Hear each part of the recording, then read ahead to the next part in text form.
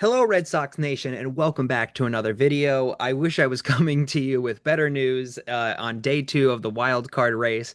But as always, times change, games change, and it was not a great day to be a Red Sox fan.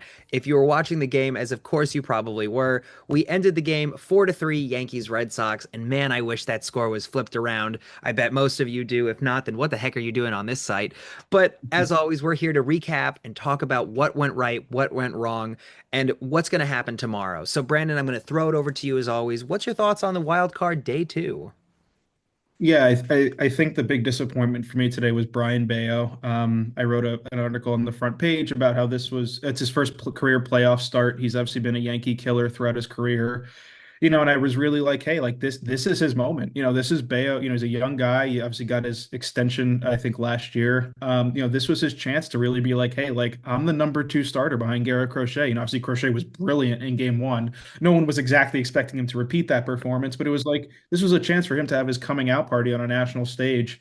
And he was not great. Obviously, Ben Rice hit that first inning home run, which put the Red Sox behind the ball immediately. I mean, it's very tough to overcome that, especially against such a hostile crowd. He gave up some hits. His location wasn't perfect. Only gave the Red Sox I think two and a third innings. Just a disappointing performance. The bullpen did what they could. Justin Wilson was really solid.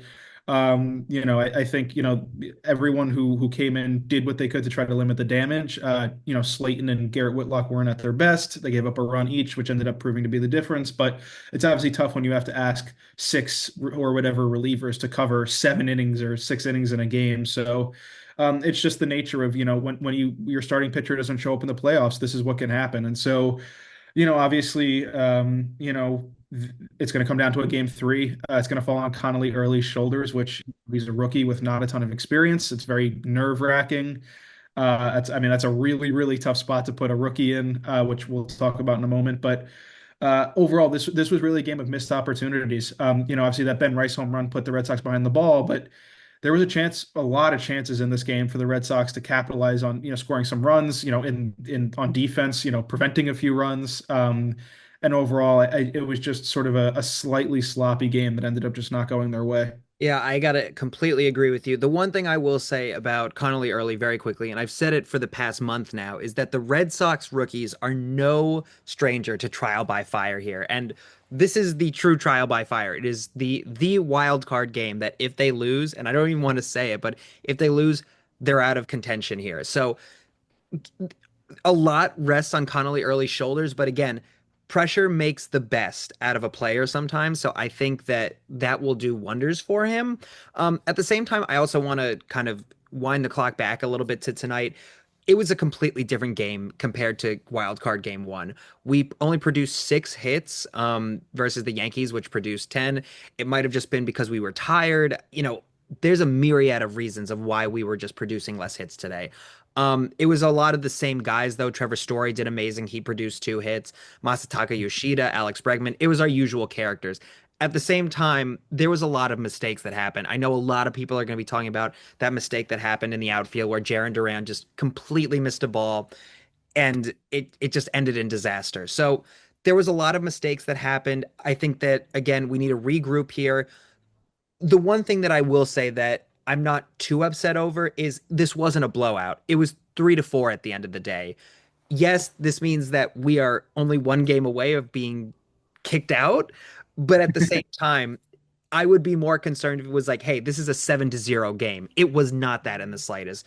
We are still proving that we can hold our own against a team like the Yankees, a rival like the Yankees. Yeah, I think, and that's important because tomorrow's sudden death for both teams. It's win or go home. And it's a battle of rookies. It's Connolly Early versus Cam Schlittler. Two really good rookies, guys who have been very successful in their very young major league careers. I'll tell you what, it's going to be very, very, very short leashes for these guys. Obviously, that means the Red Sox are at a slight disadvantage because they had to use so many guys from their bullpen today. So some of the high leverage guys, especially. Whereas the Yankees, yeah, I mean, obviously the Yankees used Devin Williams and David Bednar, but those guys probably still have a few bullets left. So in a battle of the bullpens, it probably favors the Yankees right now, which just, it puts more pressure on Connelly Early to really show up as a rookie in Yankee Stadium, in a Yankees Red Sox rivalry game, in a sudden death game. For a rookie like that to have to probably go like two times through the order and keep the Yankees down is going to be a lot to ask. He's obviously got the talent to do it. He was excellent in September after being called up. But it's not a perfect situation. But what I will say, obviously, is that, think back to game, obviously it's tough right now with after this disappointing loss, but you think back to game one, it's like the vibes were good. I mean, obviously Garrett Crochet being on the mound helps, but I mean, it's just like there was a lot of confidence that this Red Sox team was going to get the job done against the Yankees here and get to the ALDS. And again, Bayo's disappointing performance notwithstanding, this is the team's going to be available tomorrow. That same core that, I think there was a lot of belief in. And so it's really going to have to be an exercise in faith. Alex Cora is a great manager. This is a chance for him to really rally his guys, especially the young guys around him, and get them ready for what's going to be the most important game of a lot of their careers. And so, obviously, and again, Ethan, you like to talk about this too, but the veteran guys who have been here, Alex Bregman in particular, this is why you sign Alex Bregman for these games. Is just the leadership. He's been in these moments in these, not a game seven, it's a game three, but it's a sudden death game. It's, a situation where this is where that veteran leadership, that championship DNA intangible that gets talked about all the time. This is the kind of situation where that matters the most. Yeah, I completely agree with you. And again, like we've mentioned before, there's other people on this team. I'd love to talk about the veterans. You're completely right. There's a reason we made moves at the trade deadline. There weren't a lot of moves, but moves were made nonetheless. I always like to shout out people like Nathaniel Lowe, for example, somebody who has already gone to the World Series.